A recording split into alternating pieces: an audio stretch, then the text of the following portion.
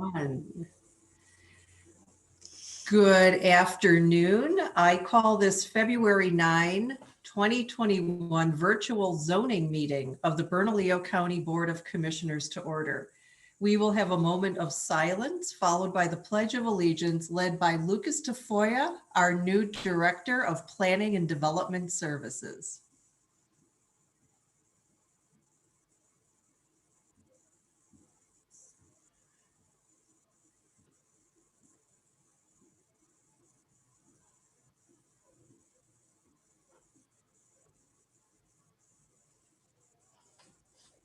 Thank you, Madam Chair. I pledge allegiance to the flag and to the republic for which it stands, one nation, indivisible, with liberty and justice for all. Thank you, Lucas. And announcement of additions. Oh, you're up next. Planning and Development Services Director, Lucas Tafoya. Are there any changes or additions to the agenda? Madam Chair, members of the commission, there are no changes. Thank you. So on to approval of minutes. I move to approve the November 10, 2020 zoning meeting minutes. Do I have a second? Second. Commissioner Casada seconds. All in favor say aye. Aye. Aye. Aye. Anyone opposed? Madam Clerk, may we have a roll call vote, please? Yes, ma'am. Commissioner Barboa, Aye. Commissioner Benson. I see him there. Aye. Okay. Commissioner Benson? Commissioner O'Malley, Yes. Vice Chair Casada, Aye. Madam Chair. Aye. So called. Thank you. And now on to public hearing. We will now proceed with the public hearing item and hearing procedures as follows. So I will read those into the record. Appeals procedures. The next item on the agenda is appeals. The first appeal is, Oh, I'm sorry, Madam Chair. Oh. Yeah, there should be a public hearing procedures and then an appeals procedures document. okay. I see. I will get that to you right now. Public hearing procedures. The procedures to be followed for public hearing on legislative matters are generally as follows. A, the county manager or designee should describe the agenda item to be considered and then state the staff recommendations for the item. The chair should then inquire as to whether any commissioners have questions for county staff. Following the presentation by county staff, the chair shall accept public comment on the agenda item. Following public comment, if any, the chair shall close the public hearing and inquire as to whether any commissioner wishes to make a motion on the item. If the motion is made, which is seconded, discussion on the item occurs among the commissioners. Before closing discussion on the item, the chair inquires as to whether there is any further discussion by the commissioners and/or any final comments or recommendation from county staff. The chair then inquires as to whether the commissioners are ready to call the questions. If the commissioners are ready to call the questions, the chair ends discussion on the item and calls for the vote. So those are the procedures. And so we will go back to our agenda. And so, Julianne, how many do we have signed up for the public hearing? So we have one signed up for the public hearing. If we would like, we could have, let's see, the department representative introduce the item first. Okay, so who will be introducing this item? Let's see, Mino Savoca. Mino, take it away. Good afternoon, Chairperson County Commissioners. My name is Mino Savoca. I'm a program planner with the Bernalillo County Planning Development Services Department. The item before you now is agenda item number 5A, case number SPR 2021-0002. This is a request to amend the Isleta Boulevard and Village Centers Sector Development Plan. It is related to an item on this evening's consent agenda, a zone change request, and both relate to a proposed replat action SRP 2020-0091. These three actions seek to align the zoning, plating, and SDP plan boundary. The subject property is located at 2811 Isleta Boulevard Southwest and 1613 Shadyside Drive Southwest. The applicant is in the process of replatting the subject property to merge both parcels, increasing the opportunity for commercial development. This replat action will extend the western lot line by approximately 70 feet.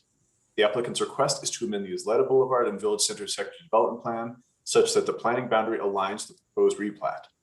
The subject site is located within the semi-urban area of the comprehensive plan, within residential area 3 of the Southwest area plan, and within the Isleta Boulevard and Village Center Sector Development Plan, though it does not fall within a village center. The request furthers the plans and policies of each of these documents. This request is consistent with Resolution 116-86 in that it adapts to changing conditions and that it meets the intent of the Sector Development Plan. Based on agency comments, neighborhood and property owner input, and planning staff's analysis, the County Planning Commission voted unanimously to approve this request, and staff recommends approval. This concludes my presentation. I will stand for questions from the commission. Thank you. And Julianne, do we have the person here who wants to make a public comment? Should they go Yes, we- next?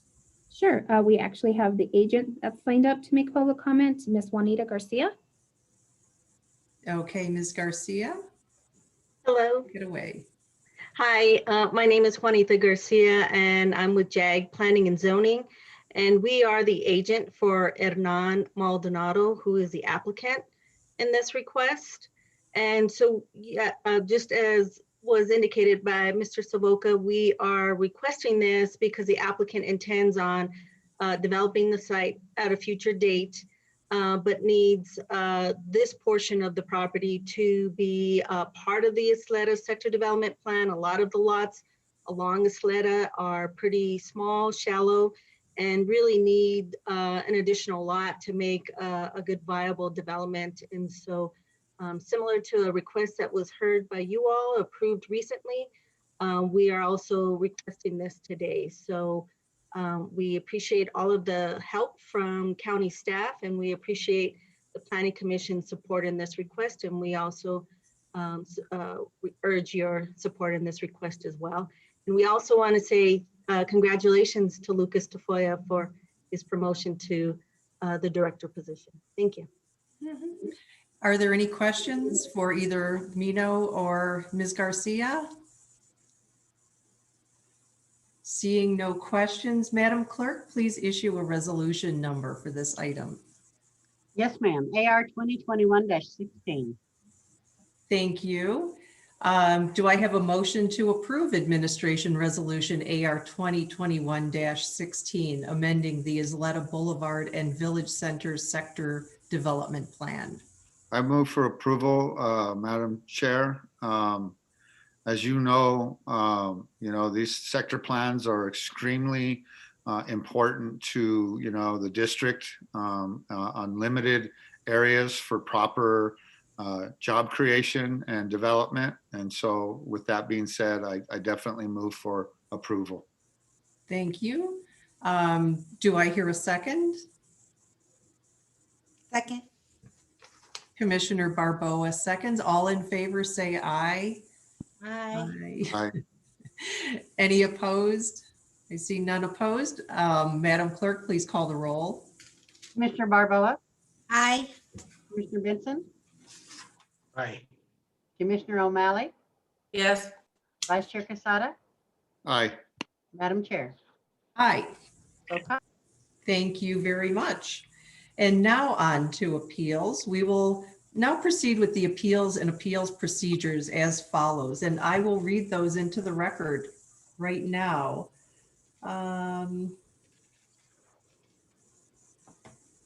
Okay. And let's see. So the next item on the agenda is appeal. The first appeals is, and I need to read this into the record, COA 2021-0001 / CSU 2020-0010 special use permit for the specific use of storage, sales, and service of recreational vehicles and a single family dwelling. COA 2021-0001, CSU 2020-0010. And so this is an appeals based on the evidence in the record. Ordinarily, no new evidence will be accepted before the county commission. However, in the event that new evidence or testimony is accepted, the clerk will swear any witness who may testify concerning it. The order of presentation and time limits as set forth in our rules of procedure are as follows. Staff presentation, 5 minutes. Appellant's presentation, 10 minutes. Opponent's presentation, 15 minutes. Appellant's summation or rebuttal, 5 minutes. Staff closure, 2 minutes. Board discussion and questions, action. Please be aware that the time limits for each side, appellants and opponents, is the total time allowed regardless of the number of persons signed up to speak. So each side will need to decide how to divide the total minutes among the speakers. Let's see, this is a quasi-judicial proceeding. The commission is to act as judges of the particular facts concerning the parties before it, applying existing law to the facts. The commission is to base its decision only on the facts presented to it by the parties and not on any facts supposed by it that may exist outside the proceedings. The commission is to act with impartiality toward each party, applying the law to the facts without favoritism or bias or the mere desirability of a given result. A commissioner with a financial or family interest in the outcome of a quasi-judicial proceeding should disclose any potential conflict in accordance with these rules and should, if necessary, recuse himself or herself from the proceedings. The commission, in rendering its decision, should make a clear statement of what it believes to be the relevant facts and why those facts led to its decision. Each commissioner shall avoid ex parte communications with parties bringing cases before the commission. However, such communications that occur may be cured by the procedures stated in rule number 4. We will begin with staff's presentation. Thank you very much, Chair Piscotti. Commissioners, the item before you now is agenda item number 6A, case number COA 2021-0001, an appeal of CSU 2020-0010. This case is a request for a special use permit for the specific use of storage, sales, and service of recreational vehicles and a single-family dwelling. The County Planning Commission denied this case by a 4-2 vote at their hearing on December 2nd, 2020. The subject property is located at 71 Snowline Road and is zoned A2. The subject site is located within the rural area of the comprehensive plan and within the East Mountain Area Plan. The property has a long history of special use permits for a contractor's yard, the most recent of which the county withdrew in August of 2020 at the request of the applicant. The applicant's request is to use the existing mechanical shop to store, repair, and sell recreational vehicles and to store personal construction equipment. The site plan indicates a single-family dwelling and a 3,200 square foot mechanic shop, both of which are existing structures.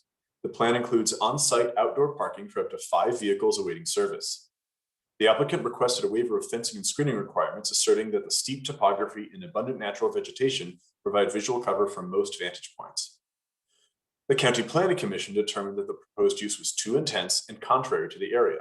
There was public opposition to the request, and the commission did not find evidence of support sufficient to justify the request. The appellant contends that the County Planning Commission did not give sufficient consideration to the evidence documented in the application packet, namely the letters of support from neighbors and the assertion that this is a rural use with minimal impact. They've expressed willingness to modify the proposed conditions of approval to meet or address the concerns of the neighbors and the commission. Several neighbors have written a petition in opposition to the appeal, noting, among other issues, 2 instances in the recent past in which RVs have become stuck on Snowline Road en route to the subject property. The County Planning Commission voted in opposition to the initial request. They determined that heavy commercial activity in a residential neighborhood with the opportunity to impose noise, light, and traffic was incompatible with the surrounding community. Staff recommends denial of this appeal. This concludes my presentation. I do have some maps and graphics I can share that will illuminate the conversation, and I will stand for questions from the commission. Okay, thank you, Mino. Are there any questions? Seeing none, let's move on to the appellant's presentation, 10 minutes. Okay, I have Kevin and Lauren Keenan as the appellants. You have 10 minutes. Great, thank you. Great, thank you so much. First, I hope that my microphone here is working all right. Could everybody nod if you can hear me? Wonderful. This typically works better than my computer microphone.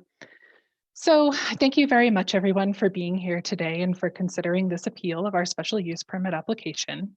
My name is Lauren Keenan. I'm one of the owners of this property. I would also be one of the owners of the business that we're proposing to have licensed here.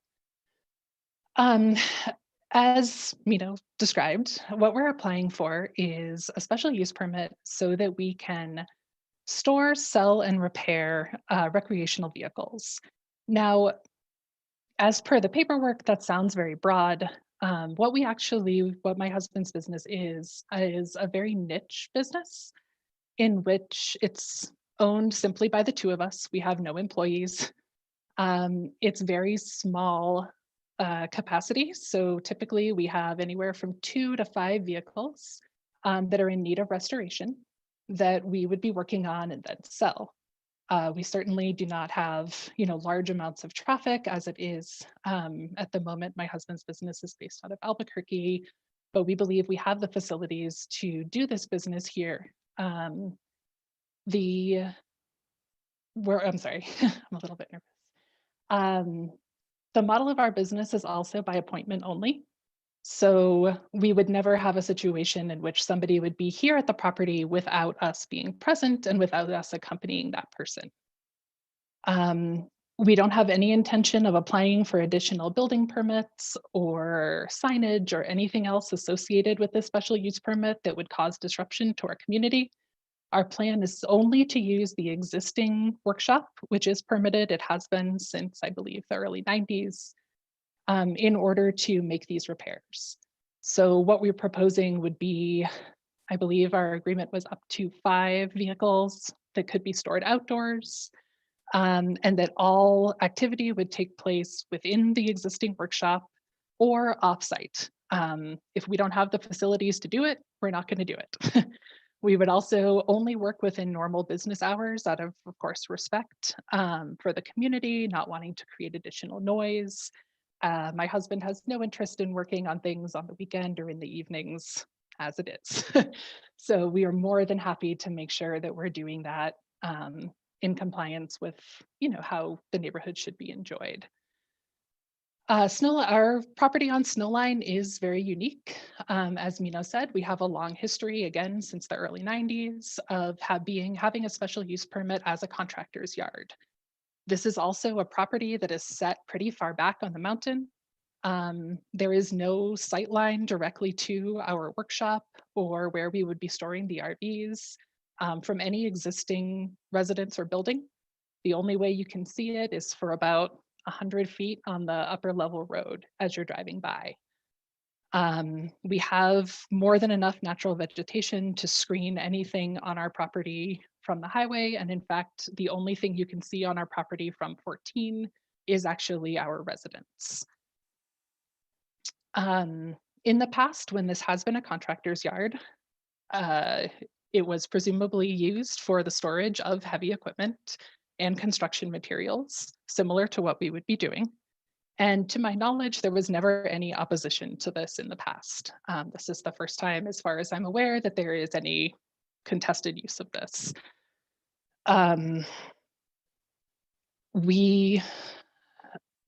Snowline itself is also home to multiple businesses. There's a bed and breakfast, there's a campground, which RVs are going back and forth all day further down on the road. There is a horse stables and recreational area, horse trailers going by every day.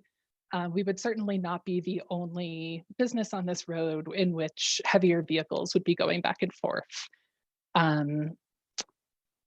As Mino mentioned, we have tried to be very careful to craft this application in a way that is respectful to the community.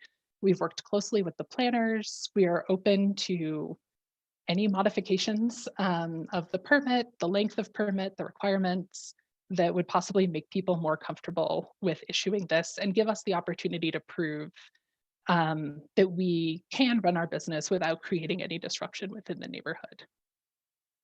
And since I believe almost everything in my presentation is also contained in the application packet that I've written, I would like to give part of my time to my neighbor, Brad Braden, who also wrote us a letter of support, who I would like to speak a little bit to why he believes, that we would not only negatively impact the neighborhood, but that we've actually had a positive impact on the neighborhood as a whole. Okay. I just want to stop you very briefly. I don't know, Mike Garcia or Clerk Stover, do we need to swear the witnesses? Madam Chair, I don't know. I thought Julie might know. I have not sworn one in before, but we've been in the chambers, so. Okay. Yeah, It it certainly doesn't, can. I don't recall us doing that in the past. Julianne, do you know? I procedures? understand. Mr. I understand that Martinez or Mike Garcia, do you have a comment on that? Go ahead. I'm sorry. Oh, I'm sorry, Mike Garcia. I can't, we're having issues with your audio. I can't hear you. In my, VPN is down. okay, go ahead. We hear you now. Okay. I believe that we have sworn the witnesses in the past. And I know that we do at the CPC traditionally. And in fact, I think that we probably, I think we did at the chambers in every instance that I remember. It might be advisable just to go ahead and do it. It doesn't hurt to, for sure. So I would recommend that we do. If Julie Ann has a different recollection, I'd like to hear that too, though. And I would need an oath, Julianne. I don't have one. Okay, from what I recall, we do, I think when somebody is providing new evidence, we do swear them in to provide that. So I think this would apply to that. Let me see if I can locate an oath quickly. Mike, if you have one offhand, or Ken, if you could. I don't have one offhand, but I know that it's very simple. It's usually, do you swear to tell the truth? I mean, it really is. The whole that truth, simple. nothing but the truth. I can do that one. Yes. Let's proceed with that. Okay. And maybe just because of this particular instance where Ms. Keenan has already testified, we could ask her if she also swears that she told the truth. So sorry for the interruption. Oh, no, thank you. I didn't know. Okay, Ms. Keenan, would you raise your right arm, please? Would you testify and swear that you told us the truth and everything that you told us was the truth? Yes, ma'am. I testify and swear that everything I told you was the truth and everything I will tell you will be the truth. Thank you. Will that do, Julie? That'll do. Thank you. And so, Mr. Braden, are you next? You're on mute.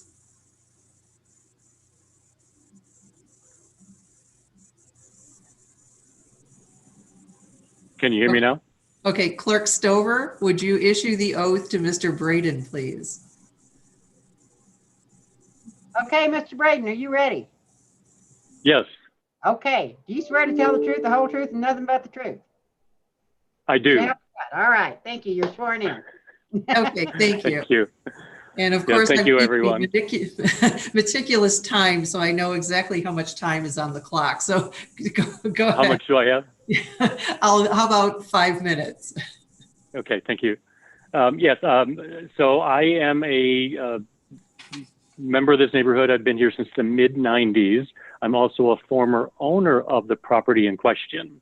So I do know a great deal of the history of both the neighborhood itself and this property. It's probably the most eclectic neighborhood in Cedar Crest, if not all of these mountains, in that it started off many years ago as a Sandia Frontier theme park, which is what is still, the remnants are the RV and campgrounds that still remain from that whole area. So this whole ridge used to be part of an entertainment themed village. The couple that developed this ridge and and platted this subdivision that we're on are Elaine's Bed and Breakfast and her former husband Bailey Nelson, who owned this property. So, and he was a road builder and developer. So this lot in question, from its very inception in the late 70s and early 80s, was a contractor's storage yard and business. He ran his road contracting and development business from that property. They had substandard housing, a manufactured home at one point, which burned down, and he rebuilt on that spot, but it was a very small 1,300 square foot home that he used as his office up until the time I purchased the property from him.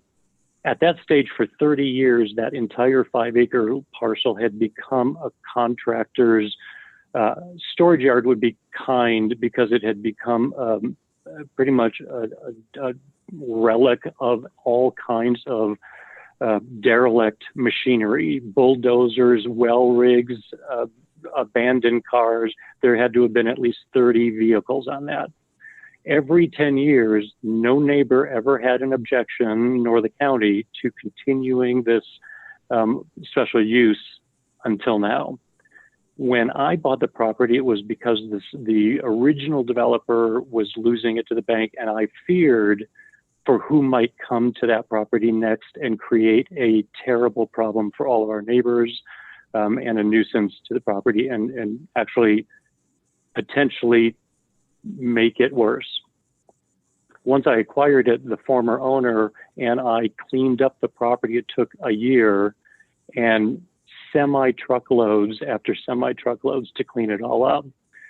I then endeavored for the next 2 to 3 years to find the right kind of buyer that could use a 1,300 square foot home and a 3,000 square foot workshop with a parking lot that looked more industrial and commercial than residential.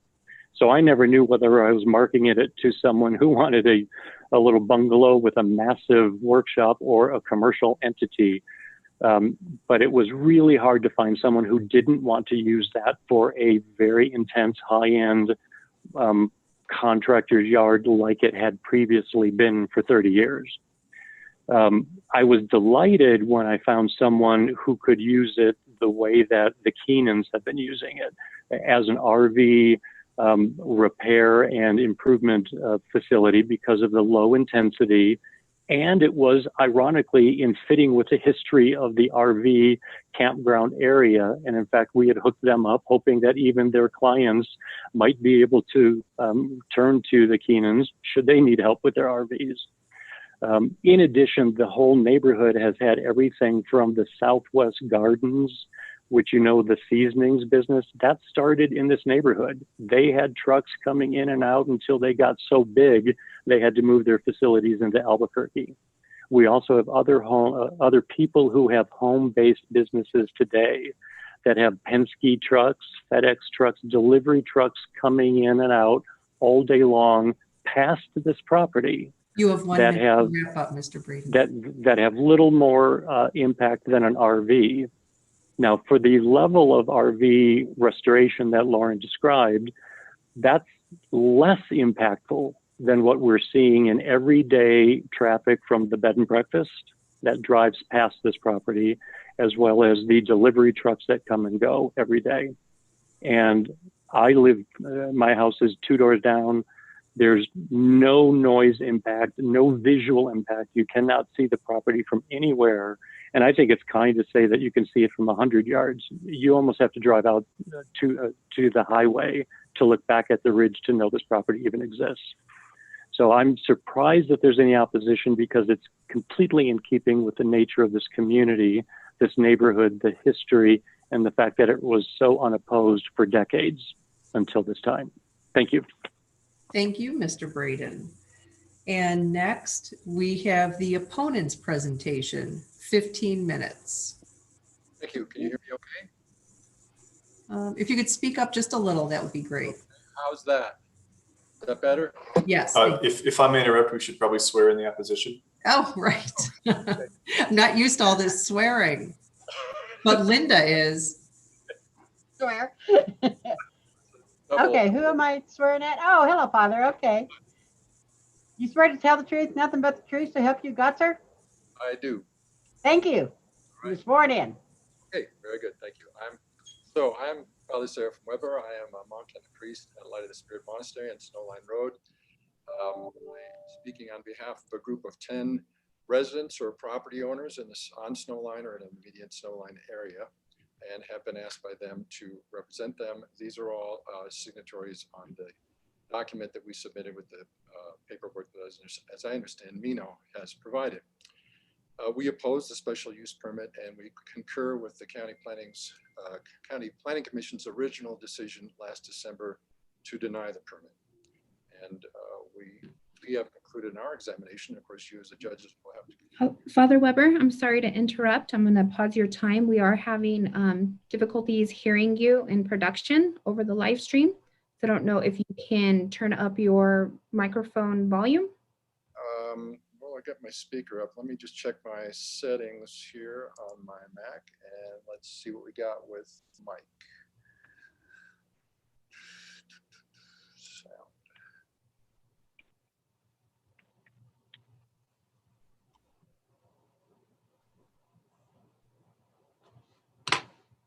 Okay, says my volume's up all the way. Can you hear me okay now?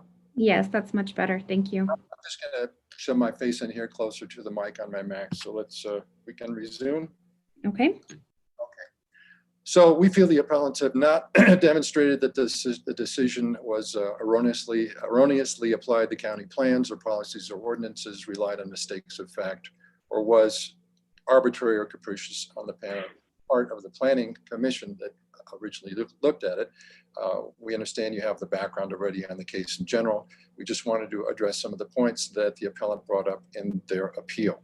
First of all, they talk about their use being no different than substantially than the prior use. The prior use was a C2 permit, as we understand it, was a contractor's yard, it has been pointed out, but it's substantially different than an RV sale and service facility because the appellant is proposing to bring in customers, to bring in commercial traffic to the neighborhood, which was not going on with the previous use. The appellant says that today that there's a history of permitted use since the 1990s. Of course, they know for themselves that any permit for the property ceased by their own volition in 2015, and the actual use of the property for that purpose ceased in 2010 when the property was sold by the person who had been operating the construction company. There is a history of opposition to the previous use in the mid-1990s. In writing by the father of Joyce McAdams and Elaine O'Neill, who are both signees of this opposition. I wasn't prepared to hear that comment today, but it is background I have. And as we understand it, the law doesn't entitle or guarantee anyone on the renewal of a permit anyway, that we're taken on a kind of a per case basis. They claim that other Snowline businesses generate more traffic. Our concern is what we would call Snowline South. So just to kind of describe the neighborhood, Snowline is a road that goes from the 14 straight west towards the mountain and then hits the mountain, and then there's a north leg and a south leg. And everybody that's signed on this is on the south leg. We call it Snowline Estates. It's a residential neighborhood. The other businesses that you talked about, which are the stables and the campground, you encounter them on that first leg of Snowline right when you get off the highway. When you go deeper into the neighborhood, the only business in there is Elaine's Bed and Breakfast. And we checked with Elaine about this. Again, she's a signee on this. And she usually only has 3 customers at a time, and they're driving cars. They're not driving trucks. They're not driving RVs. Okay, another point was they said the commission was at fault in believing there's not sufficient support for the permit. The 2 residents that gave positive support are both outside the 200-foot radius. So per 18.B.32 in the zoning code and per the commission's December decision, they failed to provide evidence of any substantial support for anybody within 200 feet. They also, in their appeal, appear to try to discredit objections from neighbors who are outside the 200-foot radius. In preparation for our opposition, we checked with Mino, and he checked with County Legal, who confirmed that the 200-foot radius is not required for people objecting to the permit. So I think that's an important point. They made the claim that their improvements raised their property value, and therefore their neighbor's property value, and they cite the opinion of the realtor that sold them the property, who's here today, as I understand it. That's an opinion, not a fact, but as for trading opinions, two local realtors believe to the contrary, and the neighborhood thinks that's really kind of common sense. You have a quiet residential neighborhood in a natural setting. Like the buyer is put off by, okay? One thing to keep in mind is that most of the people here and most of the people signing are over 65. Our properties are our main assets. We don't have mobility, financial mobility or otherwise, that someone might. And obviously the value, value of somebody's property is important for anybody. It's even more so for us because this is it for us. It should be mentioned that the Keenans have listed their property for sale with Richard Walters Realtors for whatever reason. And the question does arise to us, what compliant or non-compliant use might happen via a new buyer. The appellant faults the commission for not proposing a compromise, and they ask for a 2 to 5 year shorter term, which the neighbors be given, quote, the opportunity to provide evidence if they feel we have not complied with the conditions set forth in the application. It's the universal opinion of everybody that's signed in this that we object to the proposed shorter term. There's no modification that would alleviate our concern. There's no way we'd want a business like this in a residential neighborhood.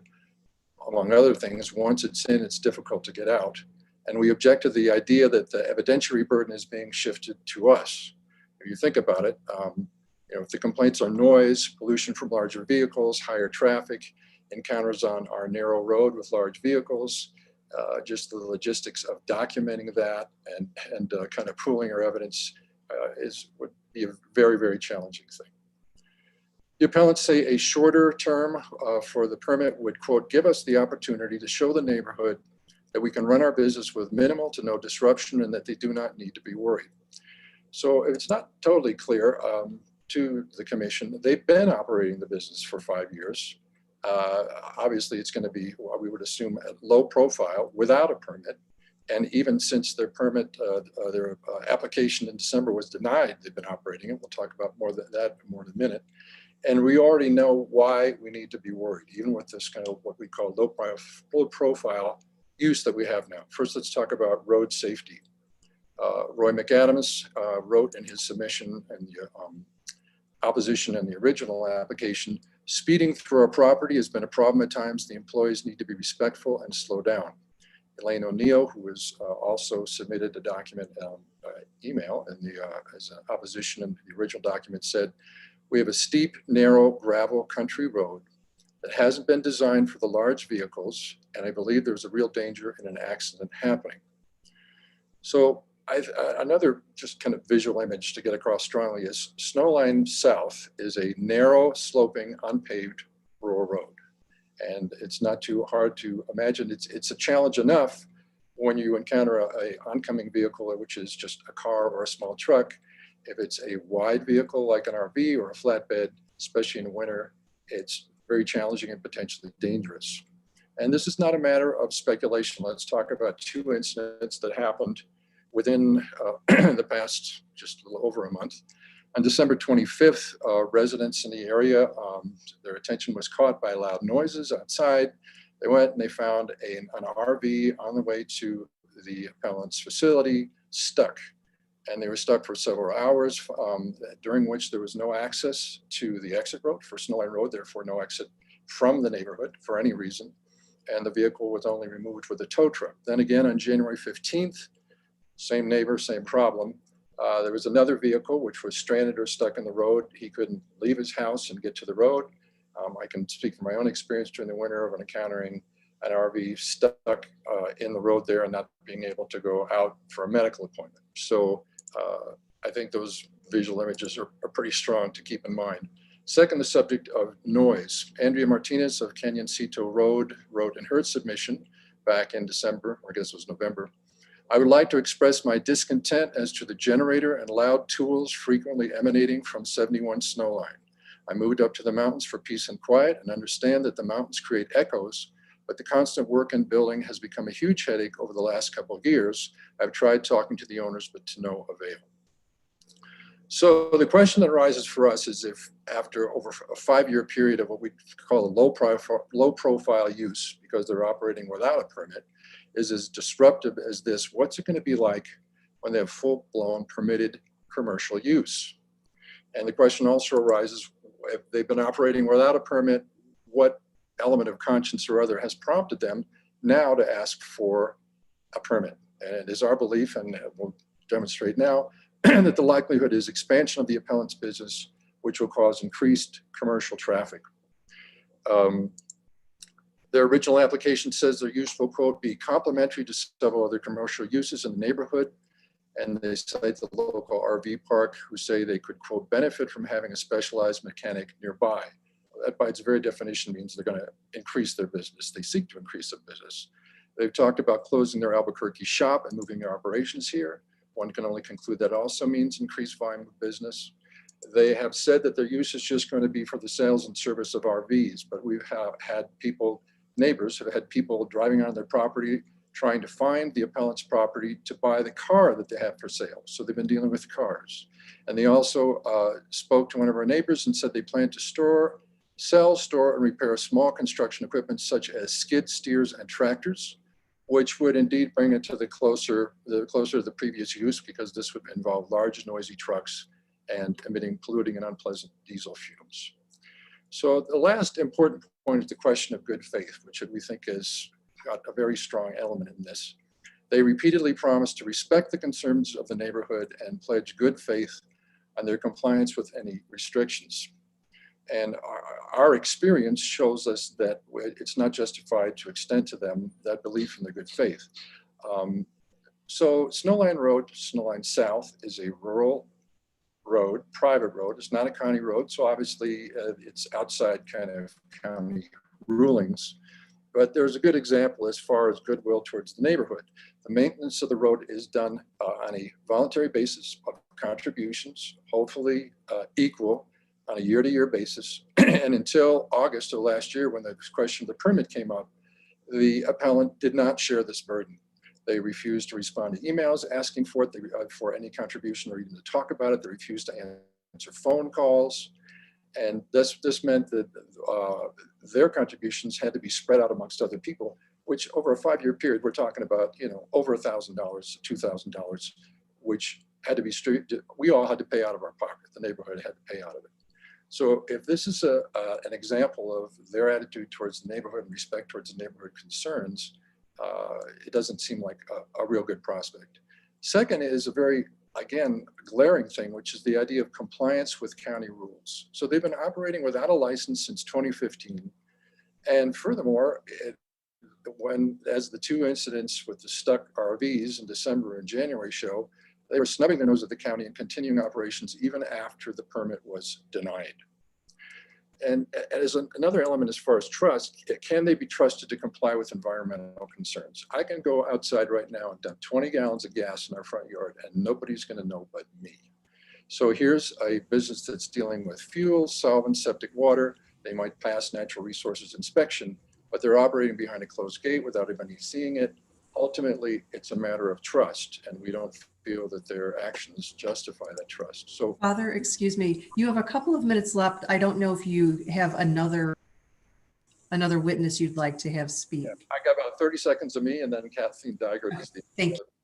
show up today for opposition. So in conclusion, we feel that the denial was correct. We hope it will be upheld. We very much appreciate your attention to our concerns. Glad to answer any questions if that comes up. And we hope that you will reject the continued incursion of a commercial enterprise like this into our neighborhood so we can preserve what is a beautiful, peaceful, and safe mountainside location. And that's it. I yield the rest of my time to Kathleen Dygert, who I believe is the only other opposition person here. You have 2 minutes left. Hi, I'm Kathleen Dygert. Do I need to be sworn in? Yes, you do. All right. Raise your right hand, please. You swear to tell the truth, the whole truth, and nothing but the truth to help you God? I do. Thank you. I'm Kathleen Digert. My husband and I own lot D3 in Snowline, which is up the hill and adjacent to the appellant's property across Snowline Road for several hundred feet. So we are within, our property is within 200 feet of their property. We do not have a home there.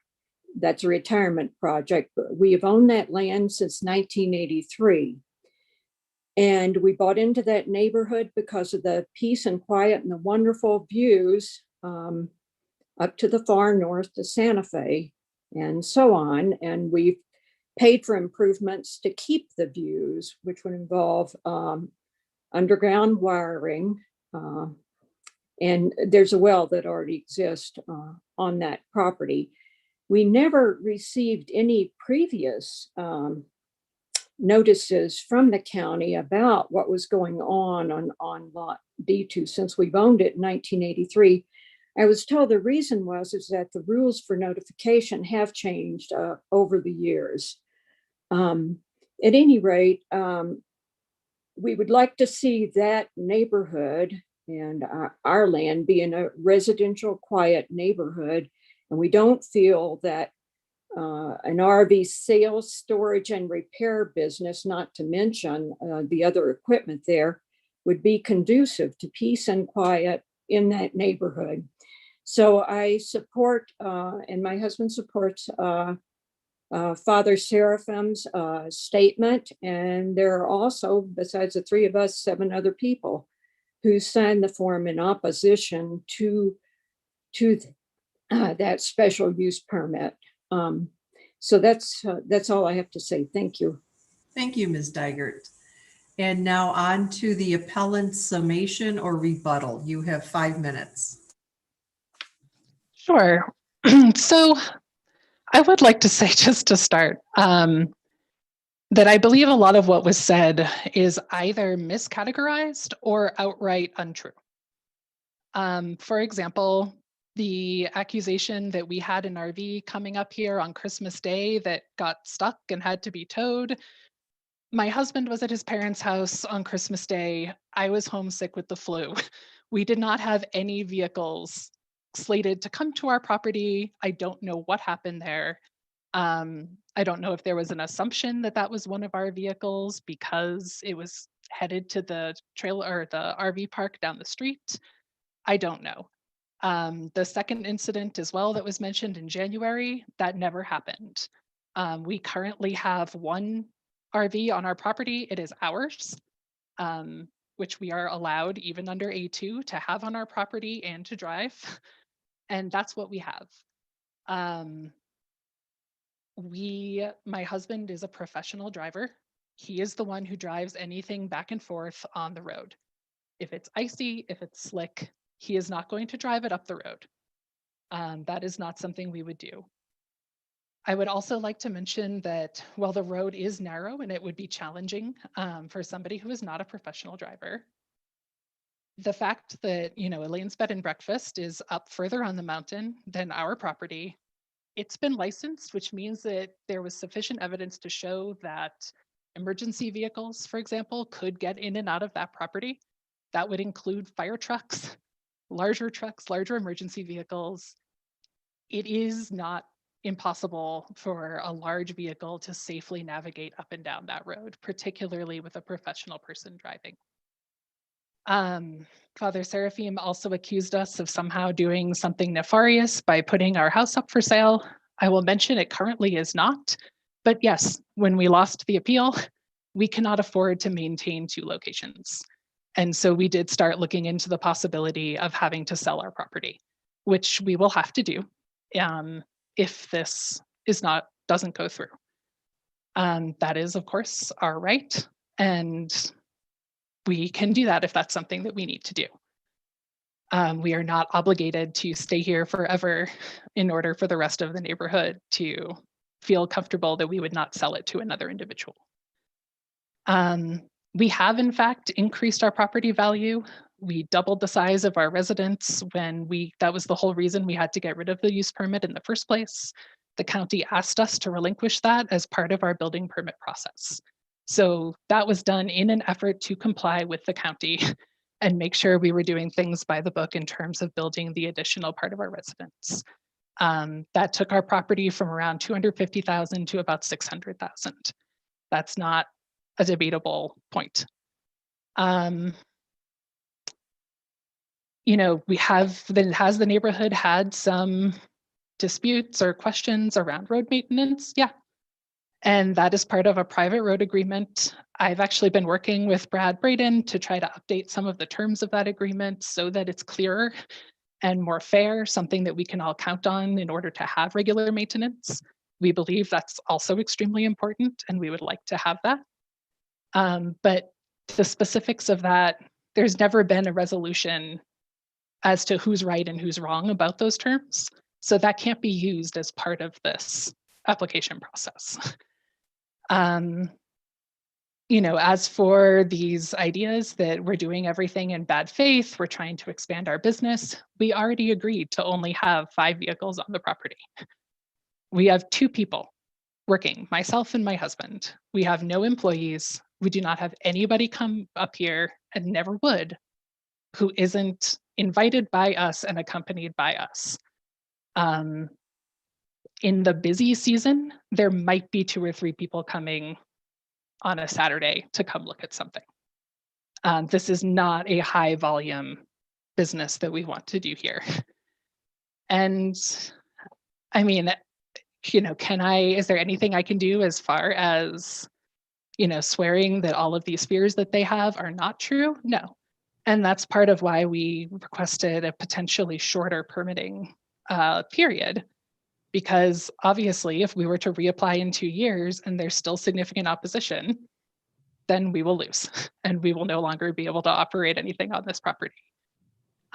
We voluntarily put ourselves in front of the county. We've been working closely with county workers to try to make this application the best that we can. We want to do things above board. And yeah, I think the characterization that Snowline is residential and quiet and there's no businesses up here, Time is it's up. just untrue. Thank you. And so now staff closure, 2 minutes. I don't necessarily have anything to add. I think most of what's discussed is kind of between neighbors. I think I've presented most of the facts from the county, but I do invite any questions from the commission if they have any questions about specific details about the special use permits or the history of the property or enforcement or anything like that. So I'll open things up to questions from the commission. Are there any questions?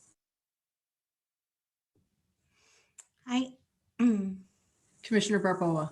Yeah, Chair Piscotti and Mr. Mino Savaco. I guess I'm new, so I didn't quite understand what was the first denial. What was the reason for the first denial? Been looking through trying to understand that for the original. Chair Piscotti and Commissioner Barboa, the original denial was because the commission felt that the use was too intense for a rural area, and they did not determine that the evidence of support provided was considered substantial, which is what's required in section 18 of our zoning code. It says for a special use permit for specific use, the applicant must demonstrate, quote, substantial support. It doesn't define what substantial support is, but the commission determined that the support that was provided was not substantial. Is that a reasonable answer? Thank you. Thank you. Madam Chair? Commissioner Casada. Yeah, my question would be to Mrs. Keenan. So I think you have substantially, I think addressed, if there's an RV park already up there, that the chances that, RVs are going to be in the area are probably pretty common. But I was wondering, it just doesn't seem like that's a place to be selling RVs, right? Is this just strictly RV repair and it's inside of a building? And then, would you actually be selling RVs up in that property? Yeah, so Our intention would be to be able to write up the paperwork from our property, which, yes, would include people having to come up and to see units. Again, we would only do that by appointment. We would not, I mean, nobody would ever want to see them in excessive numbers. Again, this is kind of a niche area. But ideally, you know, otherwise we would have to rent a separate property just to be able to do the write-ups, which is not really financially feasible for us at the moment, which is why we included the sales piece. We would not invite any general members of the public, nor do we have any signage so that you would even know that we are there. So you're telling me that you would only have up to 5 if there wasn't any repairs or remodels being done on the RV, that you would only have 5 RVs up for sale at any given time?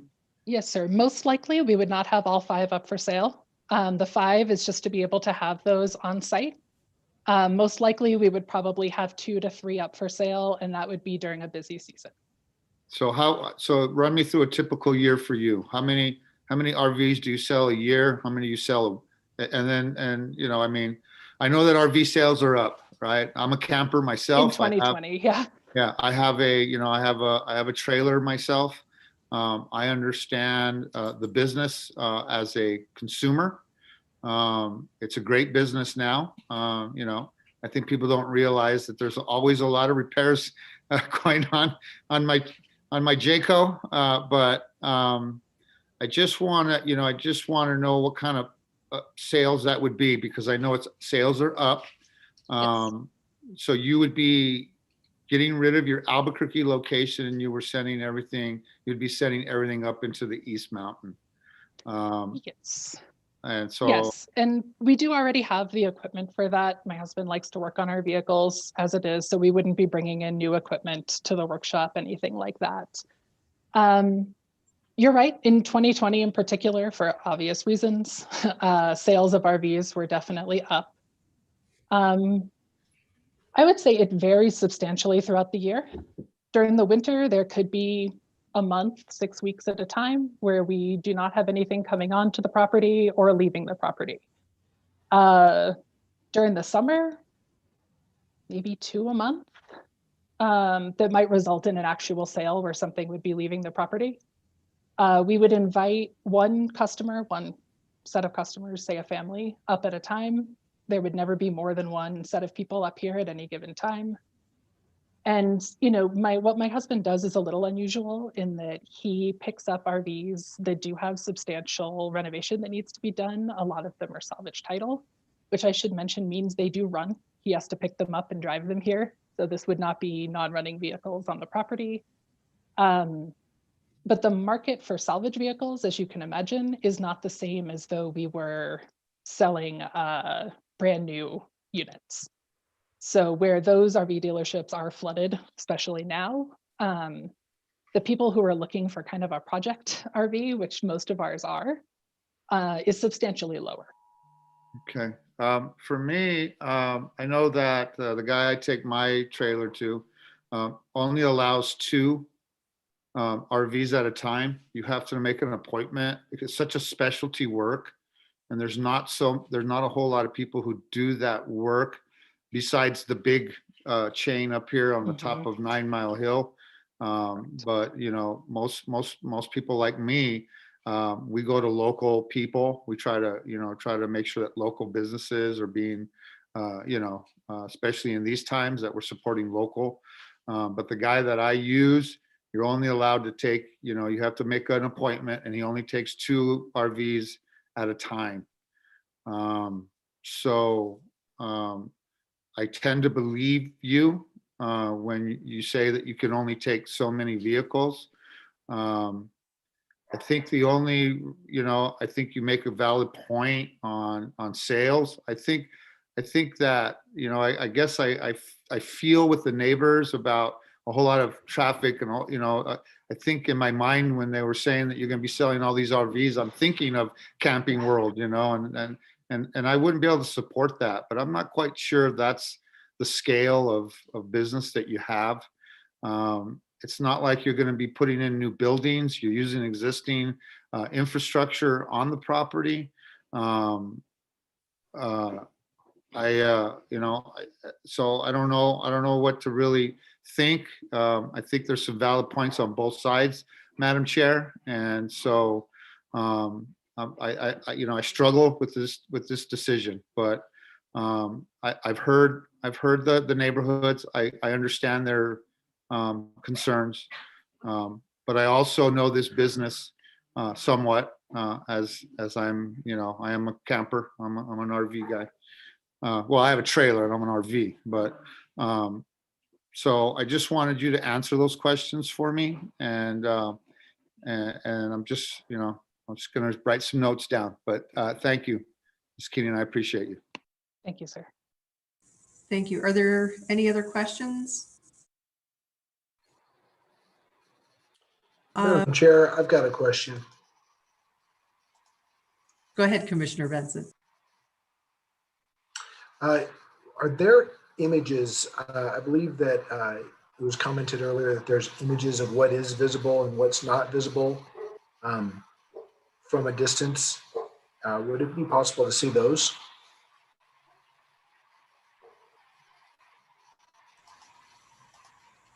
Chair Piscotti, Commissioner Benson, yes, I can share those if that's all right with the commission. Juliana, I might need you to give me permission. I think I can do this. Let's see. I think you should be, just let me know. Okay, let's see.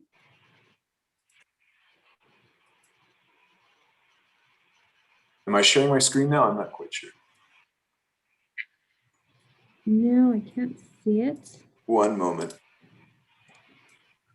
says host disabled participant screen sharing. So I unfortunately can't share at the moment. Okay, go ahead and try again. But I can attest to Ms. Keenan's declaration that, and Mr. Braden as well, that from Highway 14, thank you.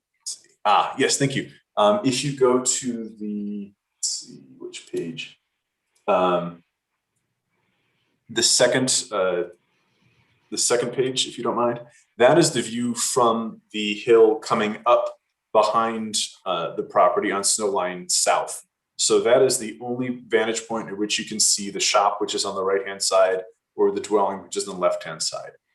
You can see further down the hill, there's substantial natural vegetation from Snowline Road, from Highway 14. You really can't see much of what's going on the site at all.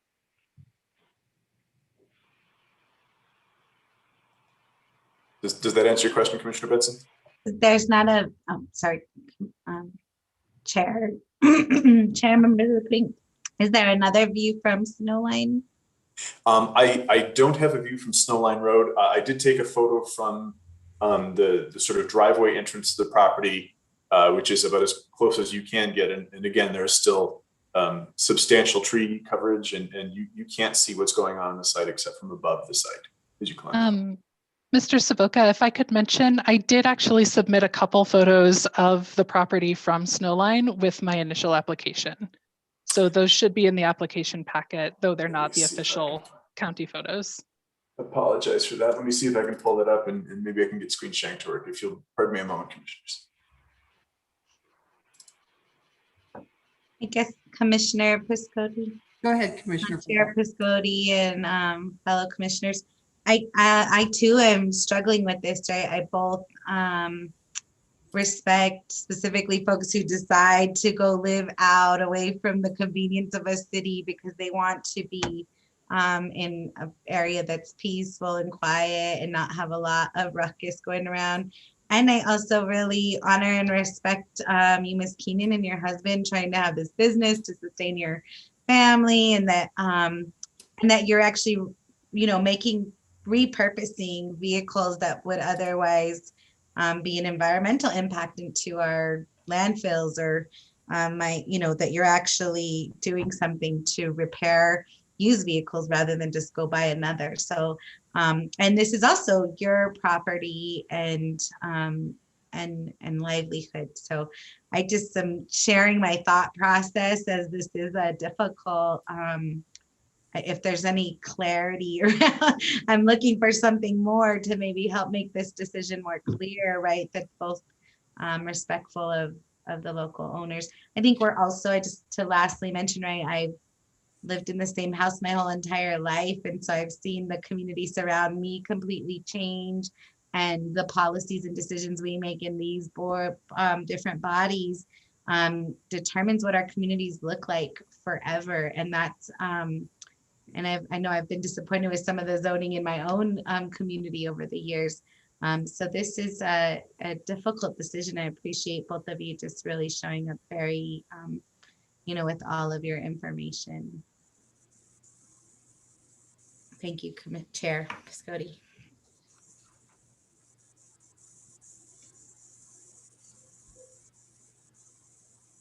Chair, I do believe I'm sharing my screen now.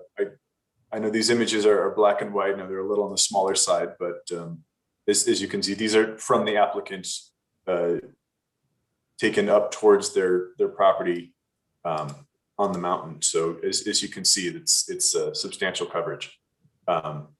Please let me know if there's anything else I can share for you. Thank you for finding those, Mino. Are there any other questions?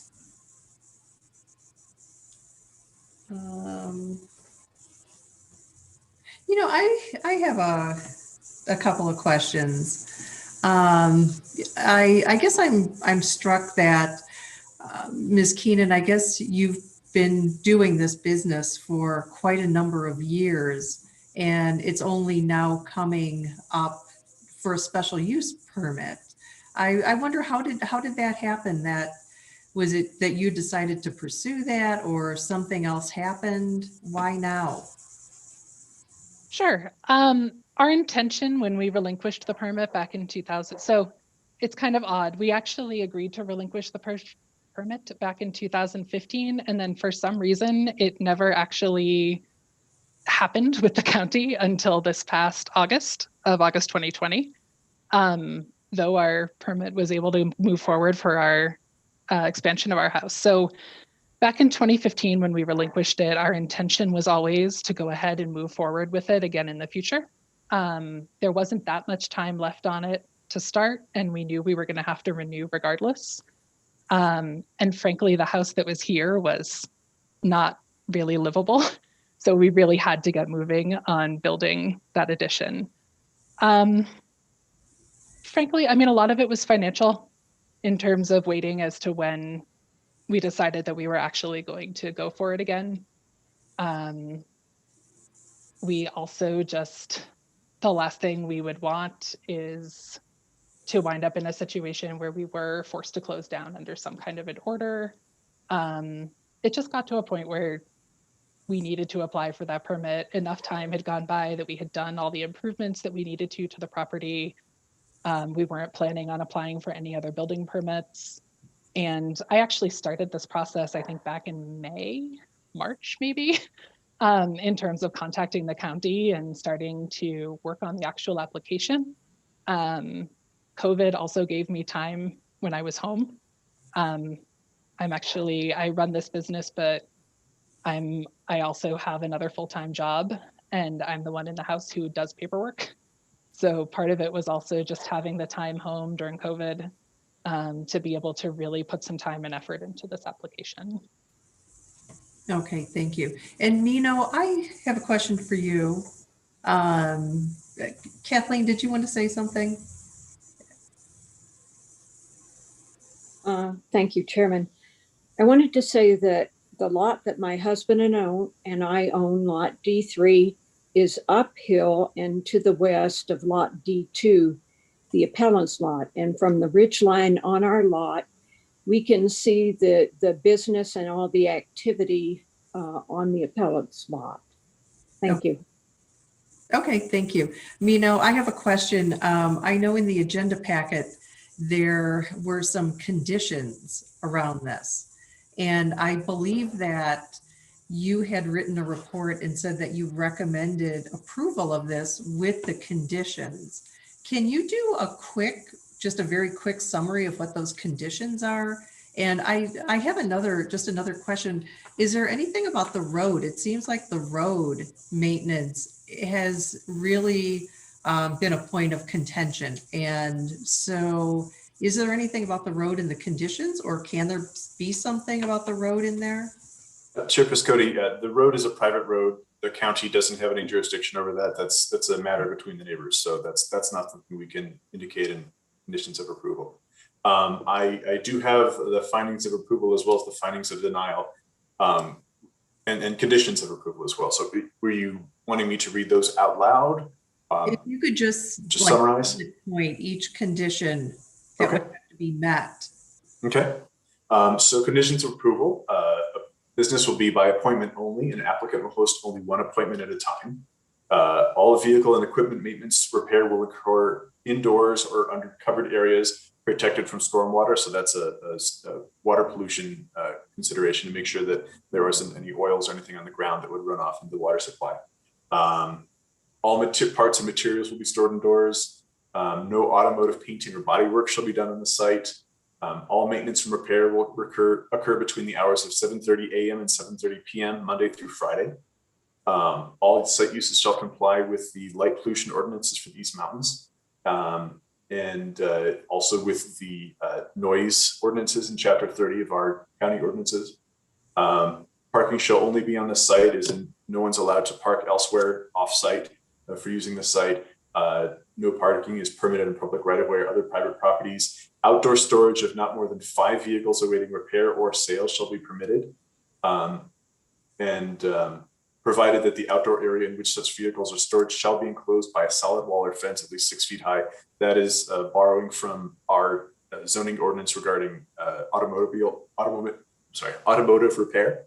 And then we do need to indicate that there is NMDOT driveway permit for Snowline Road on New Mexico 14. Our county public works is not a record of that. And then the special use permit shall be granted for 5 years, at which point they would have to come back to renew that special use permit and go through this process once more. So that's a quick summary. I might have left out some of the finer details, but that's what is in our conditions of approval. Okay, thank you. You know, I wonder, could that 5 years be reduced to say 1 year as just a trial to see, you know, if those conditions are met, and also if the Keenans will work with the neighborhood about maintaining that road? Because again, it sounds like there's nothing that we could do to say, okay, if you're running this business, you have to maintain the road, but at least it would give them a chance to, you know, work with the neighbors and in good faith to maintain that road. Because I understand it is a private road, and I imagine it gets muddy and ruddy, and so it does need maintenance. Chair Piscotti, again, I can't speak to the road maintenance issues. And I apologize, I don't have too many appeal cases, so I'm gonna have to defer to the planning manager, Catherine Farek, about whether we can modify conditions of approval as part of the BCC process or whether it needs to be deferred to the CPC. So Catherine, are you available to answer that question, or perhaps Nick Ham, our zoning administrator? Madam Chair, I'm available to answer any questions. Nick Ham is also available. What Mino has just read are some alternate findings and conditions that staff has put together in the. Right, my question was just about reducing the time from 5 years to 1 year. Madam Chair, yes, it is possible for you to grant the special use for 1 year. These are just recommended findings and conditions. So you can change them however you want. Okay. Thank you. Are there any other questions?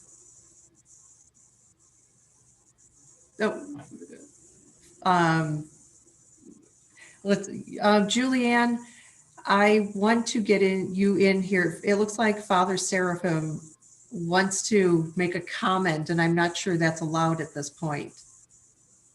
So that is certainly at your discretion if you want to take any further comment from the appellants or applicants, but I can defer to PDF staff or Mike Garcia. Okay. Does anybody know if there's a rule about? It's up to you. Father, did you want And to then- comment or ask a question? I just had a question. Can you hear me okay? Yes. Okay, I just wondered if Mino could read the conditions of denial.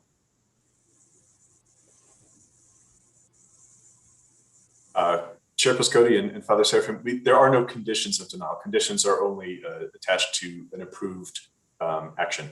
So there are findings of approval and findings of denial, which are just kind of basic statements about the case. And then there are conditions associated with the permit once it is approved.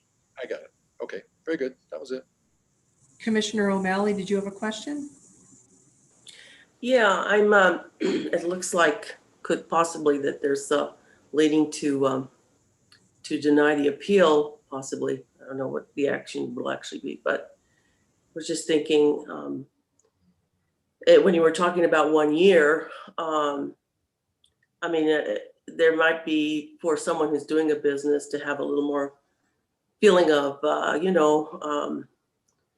whether predictability to have a business when you do an investment, et cetera, that it should probably be longer than a year. I think that's why they asked. But 5 years will go by pretty quickly, as we all know. So I want to make a comment about that I think that actually if there's a denial of the appeal so that these folks can move forward, it would seem that should be a longer than 1 year. Those are my comments. Okay, that's why I was asking Ms. Keenan how long they've had this business so far, because they've had a chance to make improvements and do those things. So they've already had, I don't remember what your answer was, Ms. Keenan, about how many years you've been doing this, but it's been a while. So Commissioner Barboa, do you have a comment or question? Okay. Madam Chair? Commissioner Casada? Yeah, from my understanding, and I might be wrong, is that they were doing their business in Albuquerque. And so this is, from her statement, from her sworn statement, is that, they've actually just have their RV at this point on the property, and that they want to move their business from Albuquerque to the existing property is what my understanding is, and that I don't know if they're actually doing work out of the property right now. Okay, yeah. And I can clarify that. Our business is licensed out of Albuquerque. There have been times in the past that we have had some of the RVs stored up here on this property. Obviously that is not something we should have been doing. That's part of what having this hearing is for, to remedy that we were doing something that was not permitted. But I do want to make, as you said, it's a sworn statement. So yes, I want to be clear that our goal is to move the full business up here, including being able to make sales, write up purchase agreements. But that, yes, in the past, we have had some of those RVs up on this property. Although, I mean, I guess technically at that point, we still had a special use for a construction yard, though that wasn't really our intention at the time. Okay. Yeah, I'm confused too, because I thought I saw, as I was reading through the agenda packet, that there was actual work going on and people were mentioning that there was noise from generators and machinery. We have had, and also, I mean, my husband is a licensed mechanic. He works on all our personal vehicles, again, indoors. I will say we are hardly the only person in this neighborhood or in this part of the East Mountains that has a mechanic's workshop on their property, and who works on cars and vehicles on their own time. But, as far as the noise complaints, I had mentioned in our initial application that I don't even know who the woman is who made that complaint. I've never had contact with her. I have no idea where she lives. She's never spoken to me about any concerns. So I can't address those issues if people don't talk to me about what it is. If this was a concern 5 years ago when we were building our addition, or if this is recent, I have no idea. So I can only address the concerns that are brought to me directly. Okay. Well, I guess I'm going with my 1 year approval because it seems like that, yeah, things should have been moving in the direction for a while. Commissioner Casada? Well, yeah, Madam Chair, I mean, I would like to counter the 1 year, try to give them, if we're gonna approve this or deny or approve the appeal, I get confused on what we're doing here. But if we're gonna allow them to prove that they can be good stewards of the neighborhood, I know that I would like to counter with at least 2 years. It's really hard to get a sense of how things function within a year, especially in these days of COVID and businesses really struggling to, stay afloat. So that would be something that I would be willing to do, a compromise from the original, which is, I believe, 5 years, or they wanted to bring it down to 5 years is what the compromise was. If we could bring it down to 2 years and then relook at it in 2 years, and if the neighborhood had plenty of evidence stating that they were not being who they were, then we could deny them moving forward. Thank you, Commissioner Casada. And so it seems like, since we all have heartburn over this case, I'll agree to the 2 years. So I will just make Commissioner Barboa? Thank you, Chair, members of the committee. I just, for if 2 years, 1 year, 5 years, is the process that they have to bring, that the Keenans would bring back is there a cost to this application and process? Like how much what does it take to get this application in? Chair Piscotti and Commissioner Barboa, yes, there is a cost. I'm looking it up at the moment, but I believe it is $450.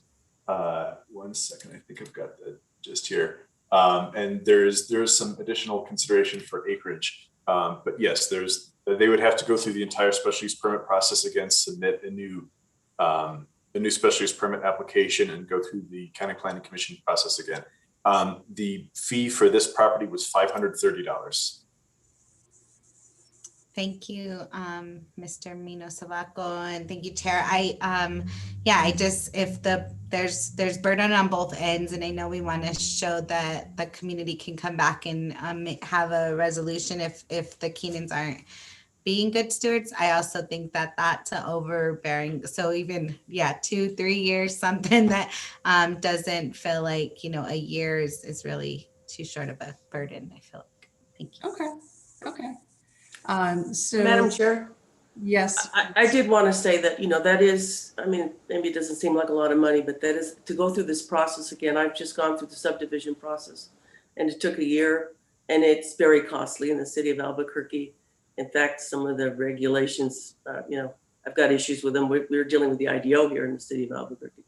But just to subdivide a piece of property was running about $8,000 to $10,000. And that's ridiculous if you want to subdivide just a piece of property so that you can give one of your family members a lot. But so that was my concern. I mean, if that's what it takes to I think, give these folks the thumbs up to move forward for a shorter time period, fine, I'm fine with it. I wish though that, I think ideally, 5 years would be more fair. So that's just my comment. Okay, thank you. I think that there is heartburn on both sides. And I think, in reading the agenda packet, there's been a lot of opposition to this. And so I think that 2 years would be a fair compromise. So I would like to make the motion to, I guess, how do I say this? Approve? No, Mino's shaking. Deny the approval. Deny the appeal. Sorry. No, if I may, Chair Piscotti and Commissioner O'Malley. So the appeal was to reverse the decision reverse the denial. So you'd be supporting the appeal. I do want to make sure, as you're making your motion, that you, in your motion, adopt the findings and conditions as they are in the packet, such that there's the conditions of approval and the findings of approval modified to whatever time period you choose to, but make sure that that is included in your motion. Okay. Madam Chair, I guess I am confused. Is this, so I thought it was, we've got folks that are appealing the decision to grant no. Chair Piscotti and Commissioner O'Malley, I apologize. back- No, the commission denied the initial request, and so the applicants have appealed that denial. So the appeal is to reverse Okay. the All right. decision. She'd be in support of it. Okay, all right, thank you. I'm Yeah, it's confused. confusing. I Thank you. apologize. All right. Okay, so what's the wording? So I motion to deny the appeal for denial rather than uphold. Madam Chair, if we could defer to Mr. Garcia, I believe you're going to move to approve the appeal, amending the findings and conditions to 2 years. I can defer to Mike Garcia or Enrico Gotti. Who has his hand up? He said- Madam Chair, you would be granting the appeal Granting the appeal. based on the findings, then the conditions of staff, modifying the duration of the special use permit to 2 years. Okay, I make a motion to do what Enrico just stated. I'll second that. Thank you. All in favor, say aye. Aye. Aye. Okay, Madam Clerk, may we have a roll call vote, please? Commissioner Barboa, Aye. Commissioner Benson, Aye. Commissioner O'Malley, Aye. Vice Chair Quesada, Aye. Madam Chair. Aye. So called. Thank you. Thank you very much. And let's see. Oh, so we're done. Announcement of the next zoning meeting. It will be Tuesday, March 9th, 2021. Zoning meeting at 3 p.m. via Zoom. And so let's all sign some official documents. And if there's no other business, this meeting is adjourned. Thank you. Do it right.